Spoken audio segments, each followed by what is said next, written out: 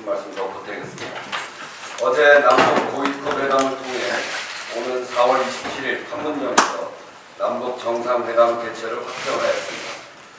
다시 없을 정도로 끓어오르는 남북 화해와 한반도 평화의 호기를 남북 정상회담 일정 확정으로 이어갈 수 있게 돼 뭐라 표현할 수 없을 정도로 기쁘게 생각합니다.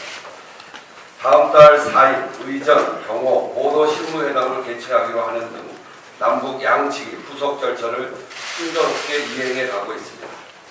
남북 정상회담 개최일까지 한 달이 채 남지 않은 만큼 정상회담 준비를 중심으로 회담 의제 선정을 포함한 실무 준비에도 만전을 기해야 합니다. 또한 4월과 5월 양대 화해와 평화회담을 앞두고 급변하는 주변국 정세 관리에도 끝까지 긴장을 늦추지 말아야 합니다. 남북 정상회담의 성공적 개최는 정치적 유불리를 떠난 국익의 문제이고 한반도를 넘어선 세계 평화가 달린 문제입니다. 회담 준비 자문단에 박지원, 정동영 의원 등 여야를 아우르는 남북 및 국제관계에 정통한 인사들을 포함한 것도 그러한 이유 때문입니다. 정치권도 국익을 최우선으로 남북 정상회담 성공을 위한 초당적 협력을 당부드립니다. 더불어민주당은 양대 화해와 평화회담의 성공적 개최를 시작으로 남북 정상회담의 정례와 이산가족 상봉 재개 등 남북의 평화와 화해, 협력의 길을 더욱 단단히 다져나가는 방안도 모색하고 제도화하겠습니다. 어제 있었던 3당 원내대표 간 개헌 협상도 제대로 논의도 못한 채 끝났습니다. 각 당이 자신들의 안을 꺼내놓고 협상 테이블에 앉아 활발한 논의를 해도 모자랄 판에 틈만 나면 정부 여당 비난에 몰두하는 자유한국당은 정작 해야 하는 자신들의 개헌 당론은 다음 주에 확정하겠다고 합니다. 뒷북도 이런 뒷북이 없습니다. 정작 자신들의 숙제도 못하면서 여당에 대해서는 대통령 발의안 말고 여당안을 따로 내놓으라고 앞뒤가 맞지 않는 억지 주장만 반복하고 있습니다. 이런 주장을 보면서 TV의 봉숭아 학당을 보는 듯했습니다. 자유한국당이 정말 개헌할 생각이 있는지 국민들께서 의심할 수밖에 없을 것입니다. 대통령 발의안으로 표현된 더불어민주당의 개헌 당론에 대해 자유한국당이 어제 느닷없이 꺼내든 소위 4대 불가론이라는 억지로 가득 찬 4대 궤변에 대해서 답변드리겠습니다. 첫째, 자유한국당은 4년 연임제를 두고 대통령의 권력을 강화하는 조치라고 주장하는데 이는 하나만 알고 둘은 모르는 궤변입니다. 임기 후반으로 갈수록 민심과 떨어지는 기존 5년 단임제가 갖고 있는 한계를 딛고 국민의 민심을 살펴 국정 운영의 책임성을 강화하려는 조치인 것입니다. 국민이 가장 선호하는 정부 형태이기도 합니다. 또한 대통령제로 민주주의가 발전한 대부분의 국가가 선택하고 있는 제도입니다. 자유한국당은 정부 여당 안에 담고 있는 국가 원수 지위 삭제, 국회의 감시 견제 권한 강화, 감사원 독립, 헌법재판소장 지명권 삭제 등 특히 대통령 결선 투표제가 갖고 있는 정당만 연정과 협치의 제도화 등 대통령의 권한을 실질적으로 분산시키는 조항들은 애써 무시하고 연임제 도입을 문제 삼는 것은 국민의 동의를 얻지 못하는 자신들의 유사 내각제를 관철시키는 꼼수라고 저희들은 생각합니다. 둘째, 토지공개념 도입과 동일가치 노동, 동일임금, 경제민주화를 자유시장 경제 원칙과 충돌한다고 주장하는 것 역시 국민 여론을 호도하는 궤변입니다. 이 조항들은 모두 우리 사회의 불평등과 양극화를 해소하고 모든 경제 주체가 공정하게 경쟁하는 경제 질서를 확립하기 위해서 만든 것입니다. 즉, 자유시장 경제의 핵심 원칙을 더욱 확실히 구현하자고 하는 것입니다. 토지공개념은 노태우 전 대통령이 제도화에 나섰던 개념이며 더욱이 동일가치 노동 동일임금은 지난 2016년 총선 당시 자유한국당이 공약했던 사안이고 경제민주화 역시 박근혜 정권이 약속했던 사안입니다. 자신들이 과거에 국민과 했던 약속조차 이처럼 손바닥 뒤집듯 하는 건 책임있는 공당의 자세가 전혀 아니라는 점을 말씀드립니다.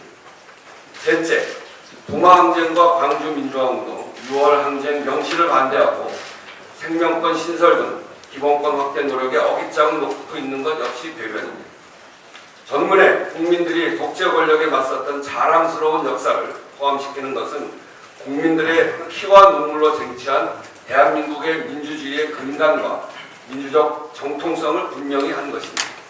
모든 생명을 안전하게 지켜야 할 국가의 가장 기본적 책무를 강조하기 위해 생명권 신설도 반대의 대상이 될 수 없습니다. 넷째, 개헌안 발의 절차를 문제 삼는 것은 그야말로 반대를 위한 반대, 국민개헌 발목 잡기용 배변입니다. 정부 여당은 국민개헌 자문특위를 통해 개헌에 대해 폭넓은 국민적 의견 수렴을 이미 거쳤고 그 내용에 대해서도 국민들에게 소상히 설명했습니다. 그리고 대통령 발의하는 여당인 더불어민주당이 수많은 토론을 거쳐 당론으로 정하고 국무위원들 간에도 충분한 토론과 의견 수렴을 거쳐 만들어진 개헌안입니다. 그리고 국무회의 심의 의결 등 헌법에 규정된 절차 역시 충실히 따랐습니다.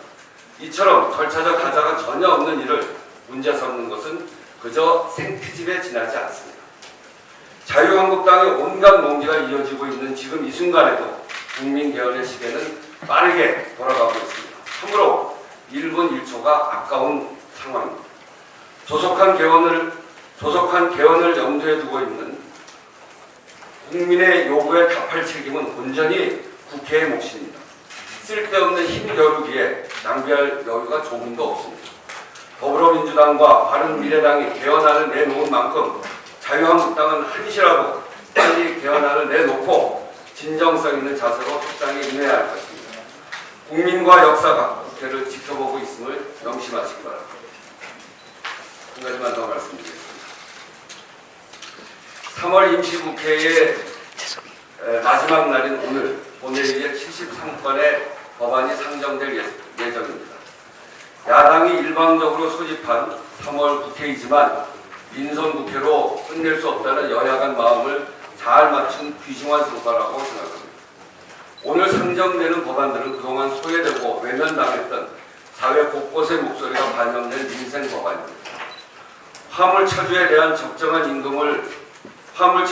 적정한 운임을 보장해서 과로, 과속, 과적 운행을 방지하기 위한 화물자동차 운수사업법은 운전자와 교통안전 확보를 위해서 필수적인 것입니다. 불공정한 하도급 시장에서 대기업의 중소기업 기술 유출을 금지하는 하도급 거래 공정화법도 기술 자료를 제3자에게 유출하거나 제공하는 행위를 금지 대상에 포함시켜서 중소기업의 기술을 더욱 폭넓게 보장하게 될 것입니다. 참으로 환영합니다. 그러나 아직도 많은 국민안정 민생 법안들이 여전히 야당 반대에 발목이 잡혀 있습니다. 건설 노동자의 안전 보장을 위해 노후 건설기계의 사용, 부품 등 내부 연한 초과 사용 금지를 정한 건설기계 관리법은 해당 상임위의 충분한 논의를 거쳤음에도 불구하고 법사위의 반대로 이번 본회의의 상정이 무산되었습니다. 법사위가 상임위의 합의를 무시하는 월권을 고치지 못한다면 민생 입법은 갈수록 어려워지게 될 것입니다. 3월 임시국회에서 처리하지 못한 상가임대차보호법, 가맹사업법, 유통산업발전법 등 시급한 민생 법안들도 4월 국회에서는 반드시 처리해야 합니다.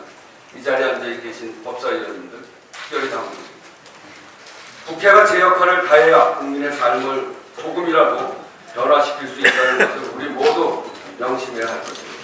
이상입니다.